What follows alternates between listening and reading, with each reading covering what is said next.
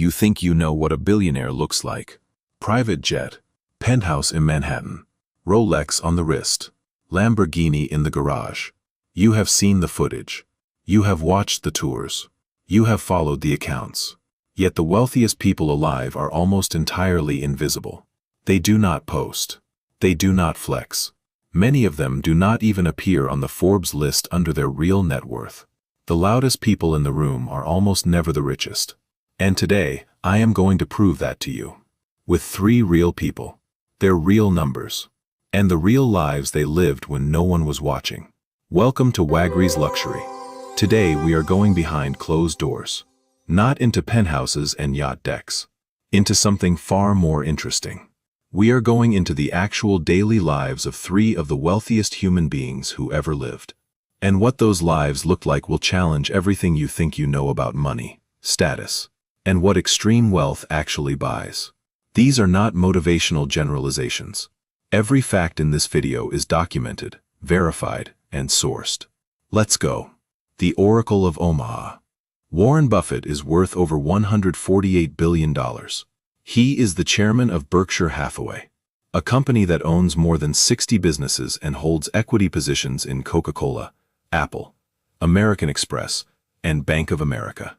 He became a billionaire at 56. He made more than 90% of his wealth after the age of 65. And he still wakes up every morning in the same house in Omaha, Nebraska, that he bought in 1958 for $31,500. He has never moved. He has never upgraded. The house has 5 bedrooms. No gate. No security wall. Neighbors park in front of it. Google Maps will take you right to the door. His morning routine is simple. He wakes at 6:45 in the morning.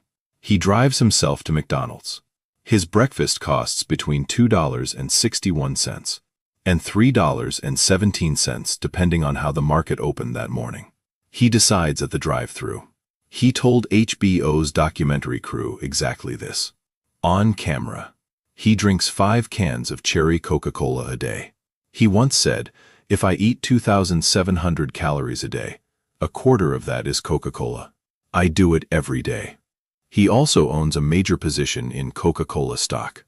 The man monetized his own diet. He also said, "I pretty much don't do anything I don't like to do." He spends 5 to 6 hours a day reading. Not scrolling. Reading. Annual reports. Newspapers. Quarterly filings. 5 newspapers every morning. Physical copies. Before he touches anything else. His calendar on most days has almost nothing on it. Bill Gates saw it and described it publicly.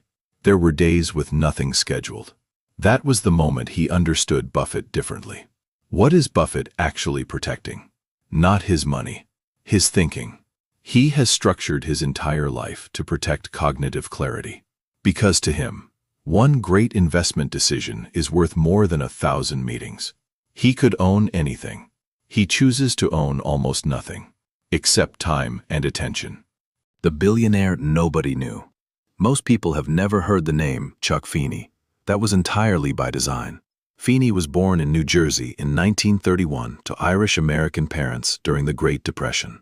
He built his fortune by co-founding Duty-Free Shoppers Group in Hong Kong in 1960, selling luxury goods to tourists at airports.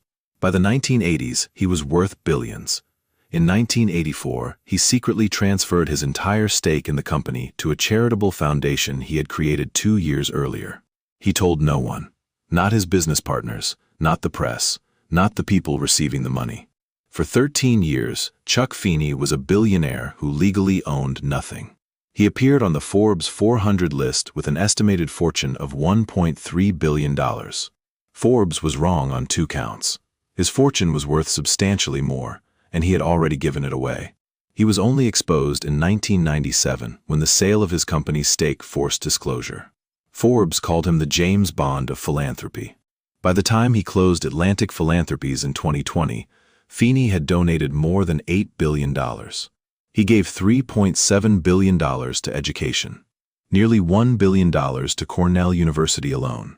He funded the peace process in Northern Ireland, health systems in Vietnam and South Africa, and a $350 million technology campus in New York City. While he gave away $8 billion, Feeney lived in a rented apartment in San Francisco. He carried his belongings in a plastic bag. He wore a $10 Casio watch. He flew economy class until the age of 75. Warren Buffett once said, "He is a model for us all." When Atlantic Philanthropies was dissolved, a small plaque was placed on the table in his apartment. It read, "Congratulations to Chuck Feeney for $8 billion of philanthropic giving." That was the only trophy. In a rented room, with no name on a building anywhere in the world. Exactly as he wanted. The architect of invisible wealth. Ingvar Kamprad founded IKEA in 1943 at a kitchen table in Sweden. He was 17 years old. By 2007, Forbes estimated his net worth at $33 billion. By 2015, Bloomberg estimated it at $58.7 billion. And yet Kamprad drove a 1993 Volvo 240 for years. He flew economy class. He bought his clothes at flea markets. He recycled his tea bags. He collected salt and pepper packets from restaurants. He once said, "I don't think I'm wearing anything that wasn't bought at a flea market. It means that I want to set a good example." But here is the layer most people miss. His frugality was not poverty. It was architecture. In 1973, he moved from Sweden to Switzerland to avoid Sweden's high tax rates. In 1982, he transferred ownership of IKEA to a Dutch foundation. A structure so precise that when Forbes listed him among the richest people on earth, lawyers proved that the foundation owned IKEA. Not him. And not his family. While living as the world's most famous budget-conscious shopper, Kamprad also owned a Swiss villa, a large country estate in Sweden, and a 21-hectare vineyard in Provence, France. The wine was produced exclusively for the family and never sold publicly during his lifetime. The frugal image was not the whole story. It was a signal, a deliberate and consistent message about values that reinforced the IKEA brand. Kamprad died in 2018 at the age of 91. His 3 sons inherited the vineyard. The bottles now sell online for between 12 and 20 euros each. The pattern. Now let me show you what these 3 men have in common. None of them use wealth to announce status. All 3 use wealth to build leverage. Buffett protected his thinking. Feeney deployed his capital for impact. Kamprad built a legal structure that made his wealth nearly invisible. 3 completely different expressions of the same principle. Wealth at the highest level is not about what you show. It is about what you control. The people who display the most are almost never the people who own the most. Because when you actually own the most, visibility becomes a liability, not an asset. The private jet is not the goal. The ability to decide where you go, when you go, and who knows about it. That is the goal.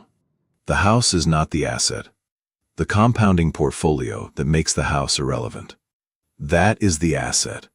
Real wealth is measured not by what you spend, but by how long you could sustain your life, your decisions, and your freedom if you never worked again. Buffett could stop working tomorrow. Every day he works is a choice.